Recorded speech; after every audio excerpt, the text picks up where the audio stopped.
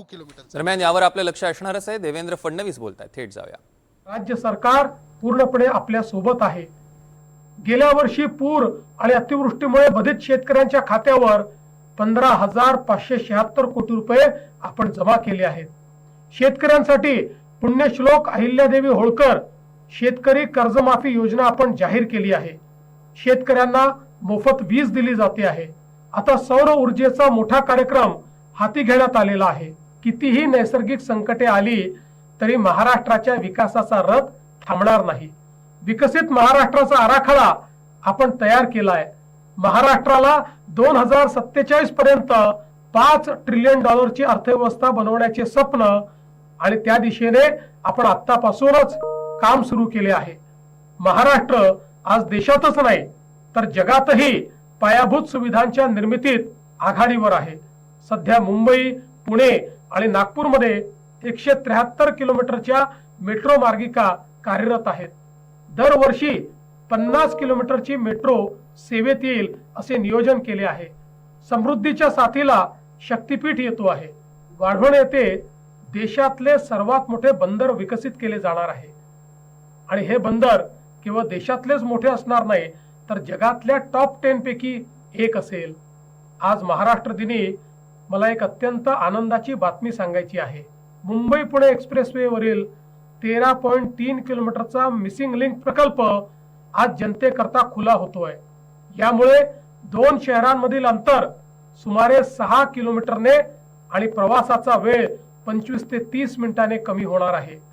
आमच्यासाठी विकास केवळ रस्ते आणि मेट्रो पुरतं मर्यादित नाही तर विकास म्हणजे प्रत्येक माणसाचे जीवन उंचावणे हा आहे। 40 लाखाहून अधिक महिला आता लखपती दीदी झाल्या आहेत।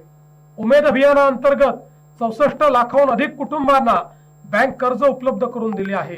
लखपती दीदींची संख्या यावर्षी 50 लाखापर्यंत नेण्याचे नियोजन आहे। लाडकी बहीण योजनेतनं आमच्या बहिणींना सातत्याने मदत केली जाते आहे। महिला असोत की विविध समाज घटक असोत, प्रत्येक घटकासाठी ठोस योजना केल्या आहेत। सारथी, बार्टी, महाज्योती, आरटी, वनारटी, अमृत अशा विविध संस्थांच्या माध्यमातून समावेशकतेची पायाभरणी या राज्यामध्ये केली जाते आहे।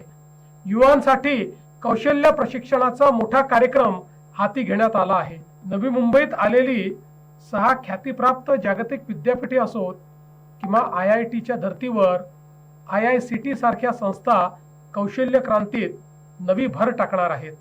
रतन टाटा महाराष्ट्र राज्य कौशल्य विद्यापीठाने कृत्रिम बुद्धिमत्ता आणि डेटा सायन्सेस सारख्या क्षेत्रात विस्तार केला आहे। महाराष्ट्राने स्टार्टअप, उद्योजकता आणि नाविन्यता धोरणाद्वारे पुढील 5 वर्षात 1.25 लाख उद्योजक आणि 50,000 स्टार्टअप्सला सहाय्य करण्याचे लक्ष्य ठेवले आहे। युवकांसाठी स्वतंत्र क्रीडा धोरण तयार करण्याची प्रक्रिया सुरू आहे। सुप्रशासनासाठी अनेक पावले उचलण्यात आली असून शासनाच्या सर्व सेवा व्हॉट्सअपवर देण्यासाठी मोठा पुढाकार घेण्यात आला आहे। गडचिरोली नक्षलमुक्त झाले आहे आणि पोलाद शहर म्हणून नावारूपास येण्यासाठी वेगाने पावले टाकते आहे। महाराष्ट्रातील 11 किल्ले युनेस्को जागतिक वारसा यादीमध्ये समाविष्ट झाले आहेत। छत्रपती शिवाजी महाराजांच्या पराक्रमाचीही जगाने दखल घेतली आहे। महाराष्ट्र अधिक मजबूत आहे, अधिक आत्मनिर्भर आहे, अधिक महत्वाकांक्षी आहे। शेतकरी, कामगार, महिला, तरुण, उद्योजक तसेच अनुसूचित जाती, अनुसूचित जनजाती, ओबीसी या सगळ्या वर्गाकरता सरकारने आपली कटिबद्धता सिद्ध केली आहे। माननीय पंतप्रधान नरेंद्र मोदीजींच्या विकसित भारत 2047च्या स्वप्नात महाराष्ट्र सर्वात पुढे राहील हे माझे महाराष्ट्र दिनी आपल्या सर्वांना वचन आहे। जय हिंद, जय महाराष्ट्र, वंदे मातरम। तर महाराष्ट्र दिनी मुख्यमंत्री देवेंद्र फडणवीस संबोधन करत होते आणि ज्या नव्या योजना येत आहेत त्याबद्दल त्यांनी सांगितलेलं आहे। सोबतच गडचिरोलीला नक्षलमुक्त केलं, आजपासून मिसिंग लिंकचं लोकार्पण होत आहे। महाराष्ट्र आता अधिक आत्मनिर्भर होतोय असा विश्वास मुख्यमंत्र्यांनी व्यक्त केला आहे।